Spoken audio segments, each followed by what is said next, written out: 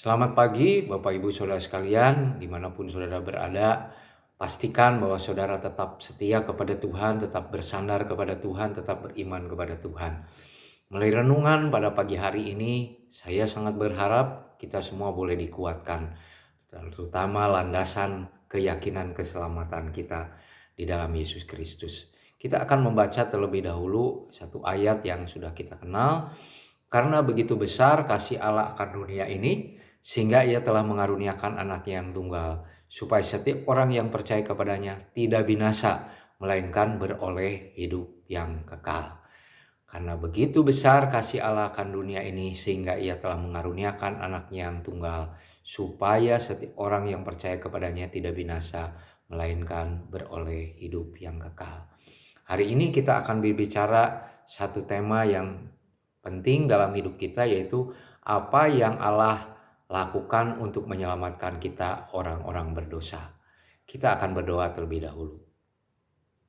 Bapa, dalam nama Tuhan Yesus, terima kasih pagi ini kami dengan penuh kerendahan hati datang kepadamu.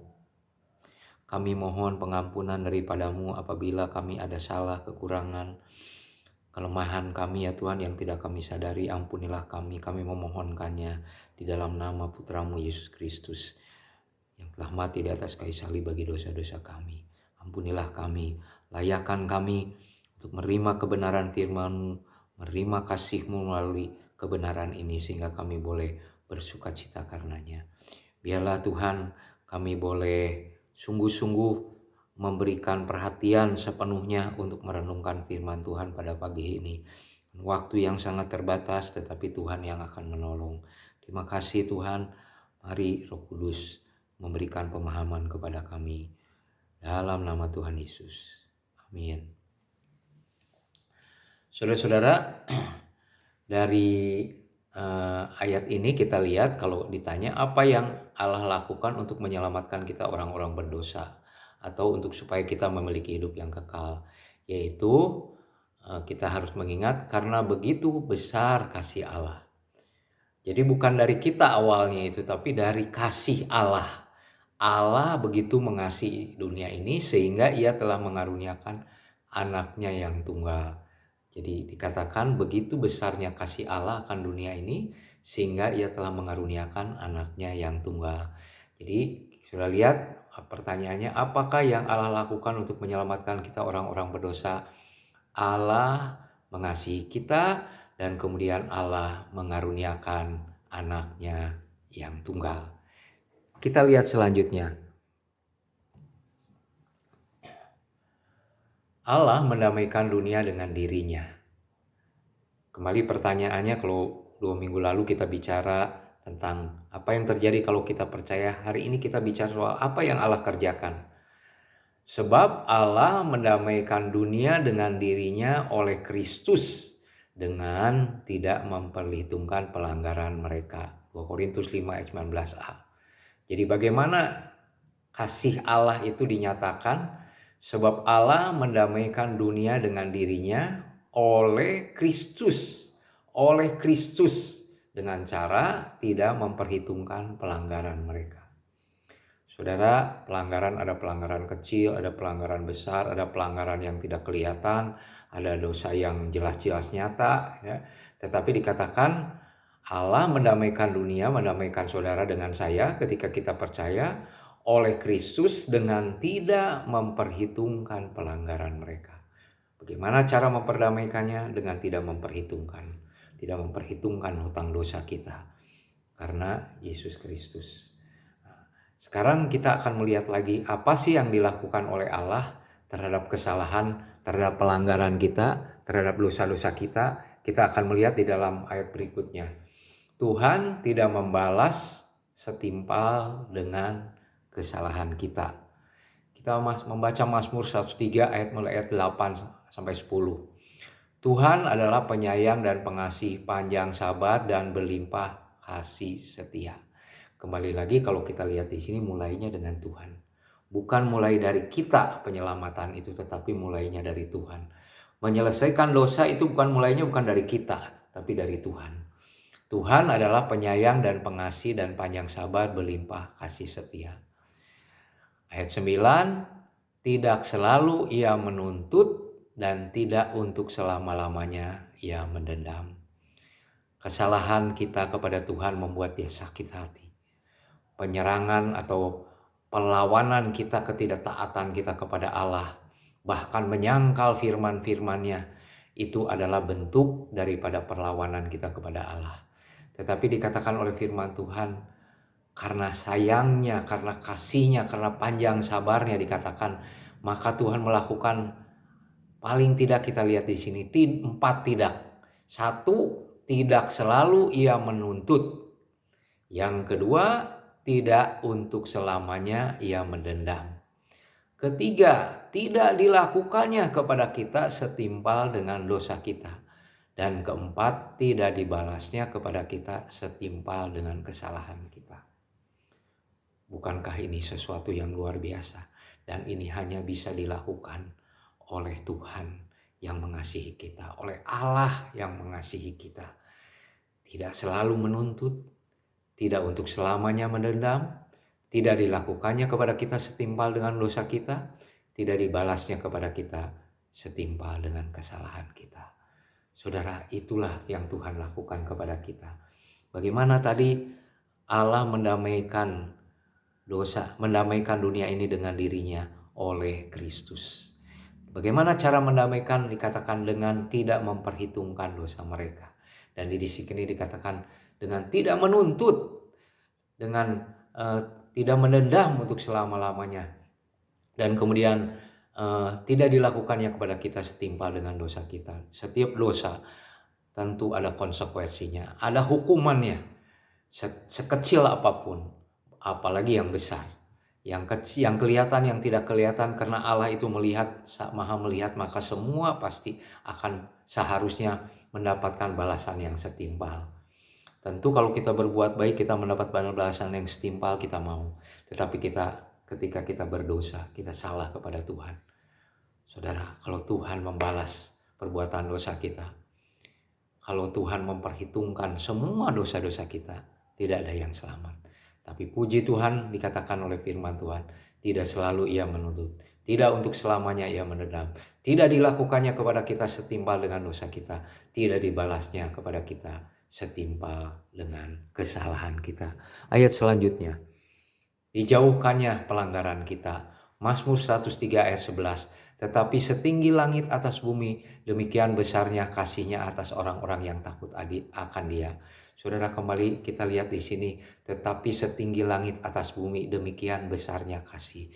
Kalau saudara mengingat soal keselamatan, soal pengampunan dosa, selalu kita akan melihat mulai dari awal itu karena kasih Allah, karena sayangnya Dia, karena begitu besar kasih Allah. Apa yang dilakukannya? Sejauh timur dari barat, demikian dijauhkannya daripada kita pelanggaran kita. Seperti Bapa sayang kepada anaknya, demikian Tuhan sayang kepada orang-orang yang takut akan Dia. Sebab Dia sendiri tahu apa kita. Dia ingat bahwa kita itu adalah debu. Saudara-saudara, kita lihat di sini, dijauhkannya pelanggaran kita. Bagaimana cara Allah mendamaikan kita? Dengan tidak memperhitungkan kesalahan kita. Apa yang dilakukan Dia? Dikatakan sejauh timur dari barat, demikian dijauhkannya daripada kita pelanggaran kita. Jarak Jawa Timur dan Jawa Barat kita bisa ukur. Indonesia Timur dengan Indonesia Barat bisa kita ukur.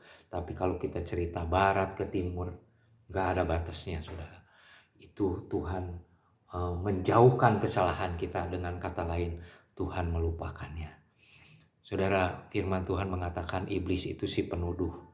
Ketika saudara dan saya jatuh dalam dosa, dalam kelemahan kita, dia selalu datang dengan tuduhan kepada Tuhan bahwa kita sudah berbuat ini, berbuat dosa itu. Tetapi saudara, karena kasihnya, oleh karena Yesus Kristus, kita beroleh pengampunan daripada Dia. Betul-betul kita dibersihkan dari segala dosa kita. Dijauhkannya daripada kita pelanggaran kita. Ada satu pertanyaan, mengapa kok begitu mudah pengampunan itu? Hanya cukup dengan kata-kata itu saja Tuhan melakukan? Tidak, saudara. Tadi dikatakan Allah mengasihi, begitu besar kasih Allah mengasihi isi dunia, Dia telah mengaruniakan anaknya yang tunggal yaitu Yesus Kristus. Nah sekarang ada satu pertanyaan, apa yang dilakukan oleh anak yang dikaruniakan kepada dunia ini supaya kita beroleh hidup yang kekal? Kita lihat ayat berikutnya, inilah yang dilakukan oleh Yesus Kristus. Kristus telah mati karena dosa-dosa kita. 1 Korintus 15 ayat 3 dan 4. Sebab yang sangat penting telah kusampaikan kepadamu, yaitu apa yang telah kuterima sendiri ialah bahwa Kristus telah mati karena dosa-dosa kita sesuai dengan kitab suci. Dan bahwa Ia telah dikuburkan dan bahwa Ia telah dibangkitkan pada hari yang ketiga sesuai dengan kitab suci. Jadi saudara-saudara, mengapa kita begitu mudah, mengapa limpahnya kasih Tuhan atas dosa-dosa kita? Karena Kristus, tadi dikatakan Dia mendamaikan kita oleh karena Kristus. Apa yang dilakukan oleh Kristus putranya yang tunggal, yaitu Kristus telah mati karena dosa-dosa kita. Kristus telah mati karena dosa-dosa kita. Saudara, dosa kita tidak bisa diselesaikan dengan perbuatan baik yang kita upayakan bahkan sepanjang umur hidup kita. Tidak bisa ditutup dengan persembahan yang begitu banyak. Tidak bisa ditutup dengan doa-doa. Tidak bisa ditutup dengan membaca Alkitab Kejadian sampai Wahyu berulang-ulang. Tetapi yang bisa menyelesaikan itu, Kristus telah mati karena dosa-dosa kita. Saudara-saudara, ada orang yang bertanya, kenapa kamu menyembah Allah yang mati, Tuhan yang mati disalibkan? Mereka mungkin hanya membaca sebagian, dan itu merupakan tanggung jawab kita sebagai orang-orang percaya. Berikan penjelasan, Dia tidak mati. Seterusnya, di hari yang ketiga Dia bangkit.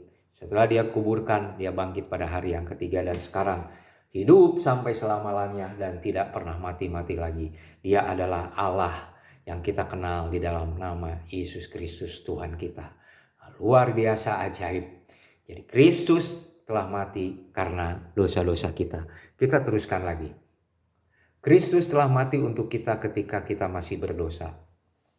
Karena waktu kita masih lemah, Kristus telah mati untuk kita orang-orang durhaka pada waktu ditentukan oleh Allah. Akan tetapi Allah menunjukkan kasih-Nya kepada kita oleh karena Kristus telah mati untuk kita ketika kita masih berdosa. Lebih-lebih karena kita sekarang telah dibenarkan oleh darah-Nya, kita pasti akan diselamatkan dari murka Allah. Dengan kata lain, kita memperoleh hidup yang kekal. Dengan kata lain, kita diselamatkan. Saudara, Kristus telah mati untuk orang-orang durhaka. Kristus telah mati untuk orang-orang durhaka, bukan untuk orang-orang Kristen, untuk orang-orang durhaka. Artinya semua orang, apapun agamanya, apa keyakinannya, bahkan orang-orang yang menentang Dia, yang tidak percaya adanya Tuhan, Kristus telah mati untuk orang-orang durhaka. Dan dikatakan lagi di ayat 8, Kristus telah mati untuk kita ketika kita masih berdosa. Bukan setelah kita ke gereja, setelah kita percaya kepada Tuhan, kemudian Dia mati bagi kita. Kita tahu Dia mati 2000 tahun yang lalu, jauh sebelum kita dilahirkan.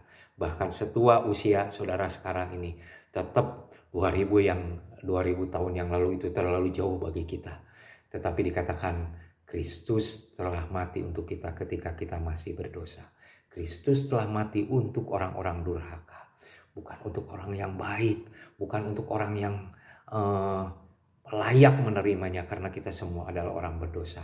Mengapa itu dilakukan? Sebagaimana kasih Allah begitu besar, Kristus pun mengasihi kita. Dan ini satu hal yang luar biasa dikatakan, lebih-lebih karena kita sekarang telah dibenarkan oleh darah-Nya, kita pasti akan diselamatkan dari murka Allah. Kita pasti akan diselamatkan dari murka Allah. Akhir kita akan melihat Roma 5 ayat 10 dan 11. Diperdamaikan oleh kematian-Nya atau kematian Yesus Kristus. Kembali lagi diingatkan, diperdamaikan oleh kematian Yesus Kristus. Sebab jikalau kita ketika kita masih seteru diperdamaikan dengan Allah oleh kematian anak-Nya, lebih-lebih kita yang sekarang telah diperdamaikan pasti akan diselamatkan oleh hidup-Nya. Saudara, ketika kita masih seteru, ketika kita masih musuh, ketika kita masih berdosa, ketika kita bahkan tidak tahu siapa Yesus itu, dikatakan diperdamaikan dengan Allah oleh kematian anak-Nya. Ada satu pertanyaan, percayakah saudara akan karya Allah atas hidup kita? Ketika saudara percaya, ayat selanjutnya, lebih-lebih kita yang sekarang telah diperdamaikan, ketika saudara percaya sudah diperdamaikan dengan Allah, pasti akan diselamatkan oleh hidupnya. Dan bukan hanya itu saja, kita malah bermegah dalam Allah oleh Kristus Yesus Tuhan kita. Sebab oleh Dia kita telah menerima pendamaian itu. Saudara, apa yang telah dilakukan oleh Allah supaya kita diselamatkan? Dia mengasihi dunia ini. Dia mengaruniakan anak tunggal. Dan kemudian dia mendamaikan kita oleh karena Yesus Kristus anak yang tunggal itu. Dia tidak memperhitungkan kesalahan kita. Dia sudah mati di atas kayu salib bagi dosa-dosa kita. Dan dia kemudian menjamin keselamatan kita. Apa yang dilakukan oleh Tuhan untuk supaya bisa kita diselamatkan. Kalau saudara mungkin saat ini memahami betul-betul firman Tuhan itu. Saudara berkata dalam hati, aku percaya Tuhan bahwa Engkau sudah mati bagi saya, bagi dosa-dosa saya di atas kayu salib. Dan saat ini saya sudah menjadi orang yang dibenarkan. Terima kasih Tuhan. Dan saya pasti akan diselamatkan oleh hidup Kristus Yesus. Kami tahu masih ada kelemahan, tetapi karena Kristus sempurna, kami akan diselamatkan oleh Kristus. Karena hidupnya kita berdoa bersama-sama. Bapak, terima kasih untuk firman Tuhan, untuk renungan yang kami bisa dapatkan pada pagi hari ini. Biarlah kami boleh bersyukur kepadamu, bahkan ketika kami kurang yakin kami boleh mengulanginya. Terima kasih Tuhan, berkati setiap kami. Dalam nama Yesus kami berdoa. Amin. Selamat pagi semuanya, Tuhan memberkati. Sampai bertemu lagi di minggu yang akan datang.